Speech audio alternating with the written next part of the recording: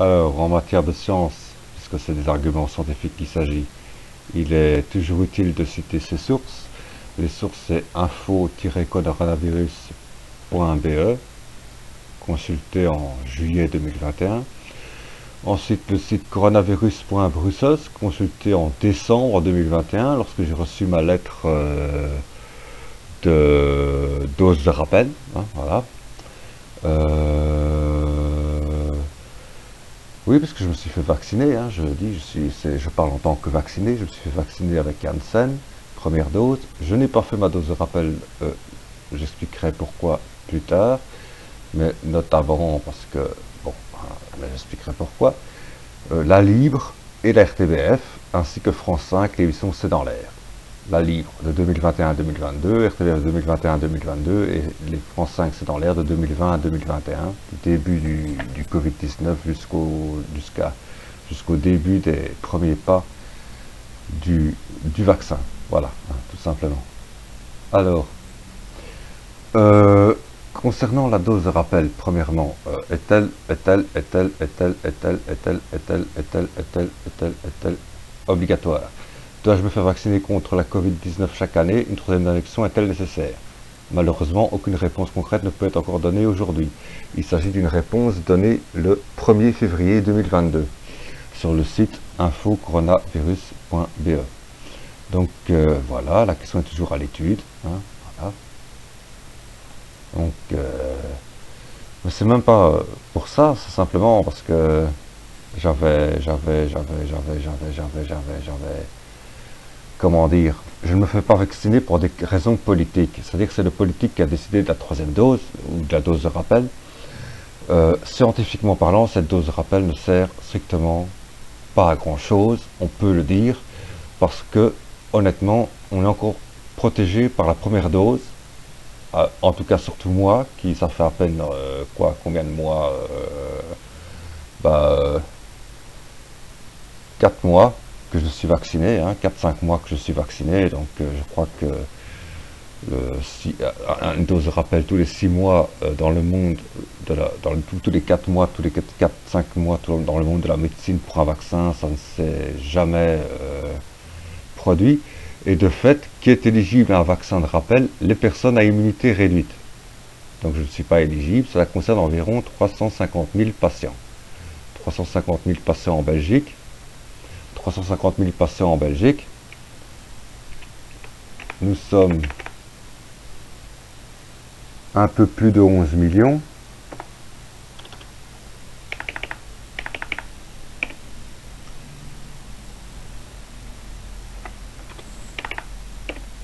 Donc ça fait 3,18%, 3,2% de la population. Hein. Bon. Pour qui c'est vraiment utile d'avoir, d'après ce qu'on dit, une dose de rappel. Donc, je crois que si vous allez sur infocoronavirus.be et que vous vous renseignez sur les stocks, vous allez découvrir quelque chose, c'est qu'ils ont des stocks et qu'il faut qu'ils les larguent et avant qu'ils soient périmés. En France, je regrette, n'oublions pas qu'en France, ils ont largué un stock périmé. Il y a une personne qui s'en est rendu compte parce qu'elle a vu la fiole Pfizer et donc elle a réclamé. C'est une personne qui s'en est rendu compte parce qu'elle a vu la fiole. À Bruxelles, lorsqu'on nous vaccine dans les centres de vaccination, on ne voit pas les fioles, les seringues arrivent déjà toutes prêtes. Donc on ne sait pas ce qu'on nous injecte. Alors, ensuite, on ne vaccine qu'avec Pfizer ou Moderna.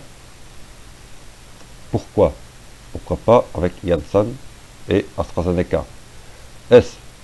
Bon, AstraZeneca, il y a des tas de pays, et je crois que la Belgique en fait partie, mais je ne suis plus sûr, qui ont arrêté le contrat, parce qu'AstraZeneca présentait trop de risques de thrombose, notamment, et d'effets secondaires autres et divers. Janssen, je ne sais pas, mais donc c'est soit parce qu'ils ont trop de stocks de Pfizer et de Moderna comparé au reste, soit parce que les autres vaccins sont trop dangereux, seraient trop dangereux. Enfin, n'oublions pas qu'Angela Merkel s'est fait vacciner à AstraZeneca et sa deuxième dose, ça a été autre chose.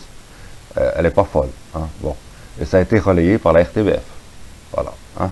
et par la libre, non pas par la libre, par la RTBF. RTBF télé. Alors, bon, donc dose de rappel vraiment inutile. La vaccination de rappel est-elle obligatoire? Non, ce n'est pas obligatoire, mais recommandé. Bon, on recommande une dose de vaccin supplémentaire pour certains groupes, qui peut améliorer la réponse immunitaire. Pour certains groupes, il s'agissait des 350 000 personnes citées précédemment. Bon, ensuite, la vaccination obligatoire. La vaccination obligatoire est-elle une bonne idée? Je dirais, on se vaccine, pourquoi? Pourquoi se vaccine-t-on? Pour protéger les autres ou pour se protéger soi-même? Moi je dis, on se vaccine avant tout pour se protéger soi-même, parce que à ce qui est de protéger les autres, on est toujours contaminable et contaminant. Effectivement, je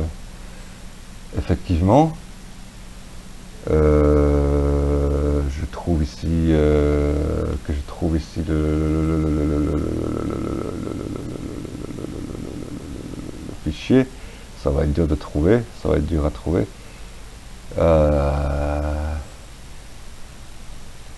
Voilà.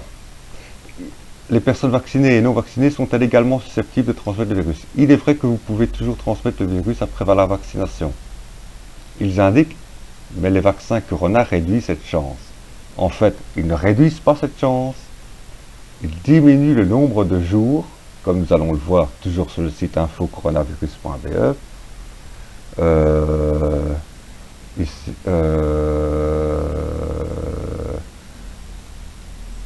ici, voilà, le nombre de jours pendant lequel une personne est contagieuse. Il s'agit de 7 jours. 7 jours, qui est la quarantaine recommandée pour une personne qui présente des symptômes Covid-19, qui s'est fait tester positive, si elle est vaccinée, 7 jours minimum, enfin 7 jours en tout cas, hein, de quarantaine. Donc, pendant 7 jours, quelqu'un qui n'a pas remarqué qu'il était contaminé, combien de personnes aura-t-il rencontré, a-t-il croisé, a-t-il pu contaminer? Donc, je crois que cette histoire d'obligation vaccinale est ridicule, elle ne sert à rien, elle ne permet pas, ce n'est pas pour les autres que je me fais vacciner, c'est pour moi-même, et je ne me fais pas vacciner pour des raisons politiques, ni par patriotisme. La vaccination n'est pas un acte ne doit pas devenir un acte patriotique. On nous avait dit, toujours selon la RTBF, je recite mes sources, lors d'un CODECO, c'est-à-dire lors d'un comité de concertation, hein, voilà, on nous avait dit, lorsque on atteindra 2 tiers de personnes vaccinées en Belgique, c'est-à-dire 67%, on pourra en revenir à une vie normale.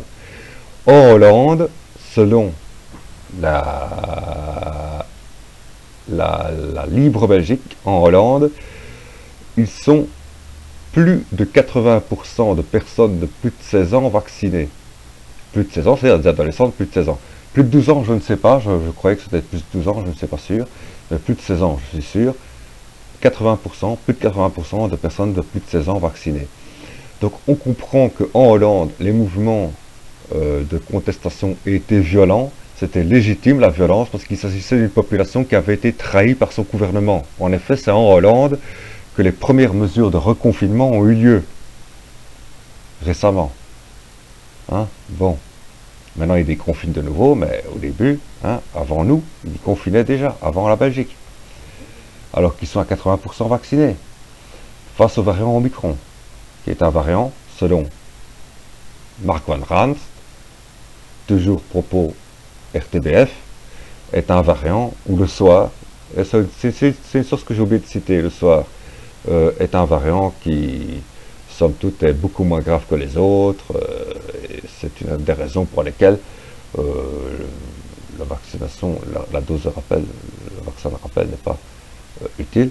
Donc eux, ils avaient des raisons en tout cas d'être violents, parce que c'est une population qui s'est fait trahir par ses dirigeants. Ils ont fait un effort, et malgré cet effort, ils se sont fait trahir. Alors que nos dirigeants à nous Alors que, pas nos dirigeants à nous, mais ils nous ont aussi promis, à partir de 2 tiers, hein, on reviendra à la normale. Bon, la moyenne belge est de 2 tiers. À Bruxelles, on est à 65% en septembre 2021. Fin septembre 2021, on était à 65% de personnes totalement vaccinées. Hein, bon, voilà. De plus de 18 ans, 100 ans, bien entendu.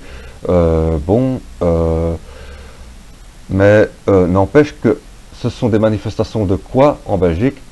Et donc, ces manifestations n'ont pas à être violentes, parce qu'en Belgique, il s'agit de manifestations d'enfants gâtés qui ne veulent pas faire d'efforts, qui veulent des droits sans devoir. Or, des droits sans devoir, ça n'existe pas en démocratie. Les devoirs sans droits, c'est du fascisme, mais les droits sans devoir, c'est du fascisme également. Une autre forme de fascisme, mais du fascisme également. C'est le fou dictateur des droits sans devoir. Voilà. Bon, voilà. Donc, voilà, c'est dit. Hein, l'obligation vaccinale ne se justifie absolument pas.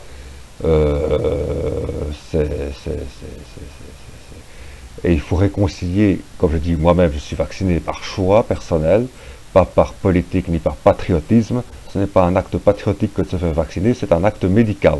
Il faut en revenir à cette notion-là. Hein, bon, voilà, point barre. Voilà, je crois que ça suffit là, hein, parce que sinon...